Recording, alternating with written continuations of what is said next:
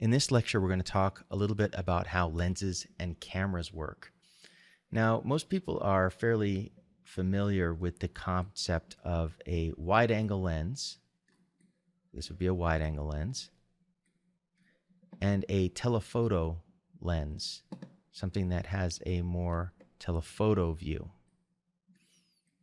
What determines whether or not a view is a wide-angle view or a telephoto view is its overall field of view, how wide this field of view is. What determines its field of view is a combination of the focal length and a detail that a lot of people aren't very familiar with, and that is the size of the sensor or the film in the camera. This is what's called the aperture or the film gate. In a digital camera, that's the sensor's active area. Sensors come in all different sizes, and so does film. You might be familiar with the fact that there was multiple film formats historically, 16 millimeter, 35 millimeter, and a whole slew of subsets of those formats based on different pull downs and aperture or film gates. Here's some of the, by the end of film's history, when film still exists a little bit, but we had 4-perf, 3-perf formats, and 2-perf. And these all had different active areas. So here's 3-perf, 13.9 millimeters by, depending on if you did Super 35 or regular Academy, it could be 21.95 or 24.9, depending on which part of the film they use, that part or some subset. So that would be the active area. Digital sensors come in many sizes as well. Here are a few based on the full frame format, which is the original 8-perf 35 millimeter still format. And then you had the APS H and C and a few others here. And there's millions of other variations. So it's not just the focal length of the lens, as many people think, that determines the field of view. It's this combination of the size of the sensor or film, the active area, and the focal length that determines the overall field of view. So let's look at that here. Let's just sketch that out, and we can play around a little bit in Nuke and watch it virtually, but let's just draw it here for now.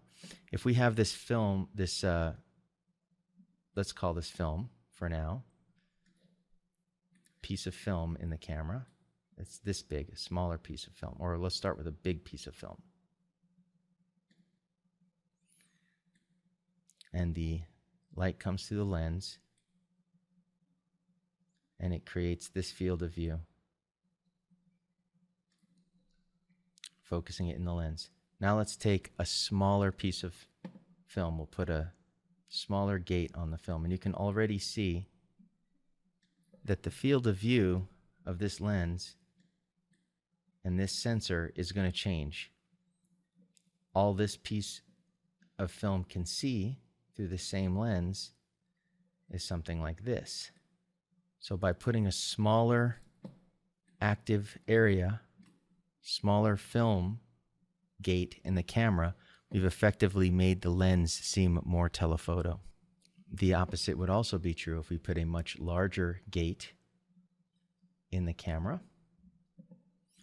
We would get a more wide angle, a more wide angle view using the same lens. And that's assuming that the lens could cover it, and that's a different issue.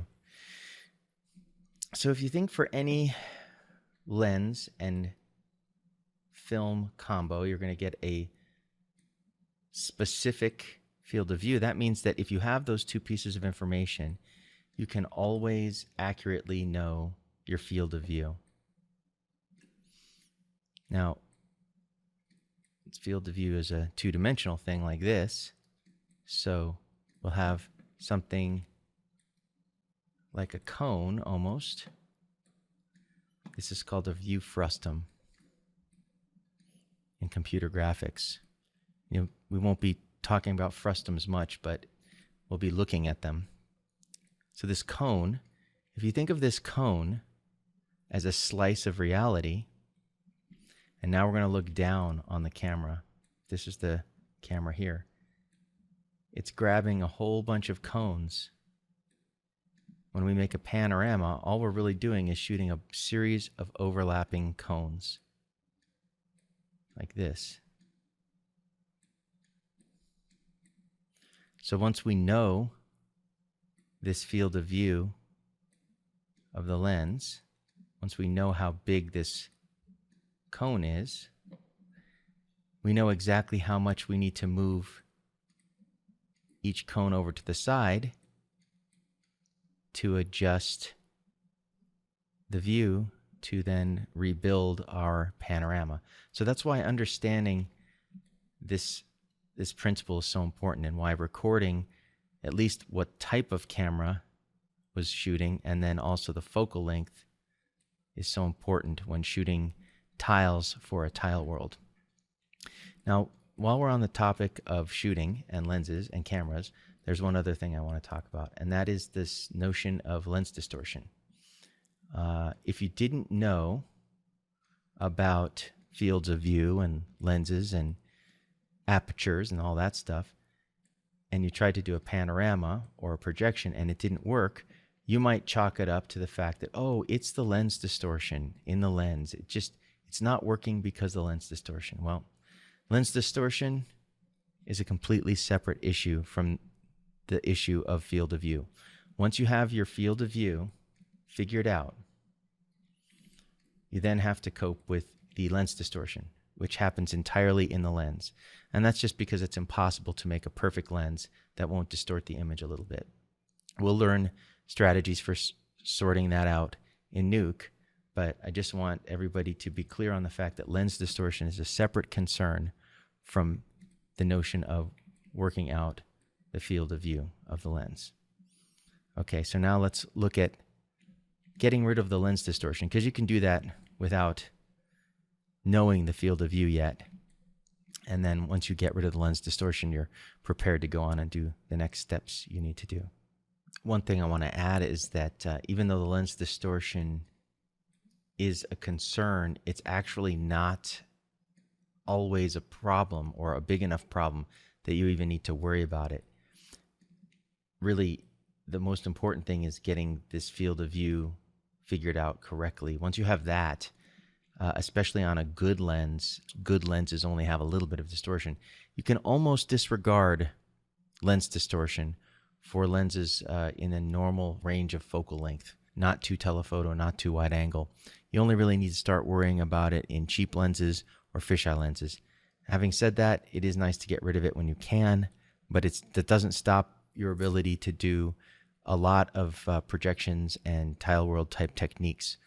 But we will learn how to get rid of it anyway.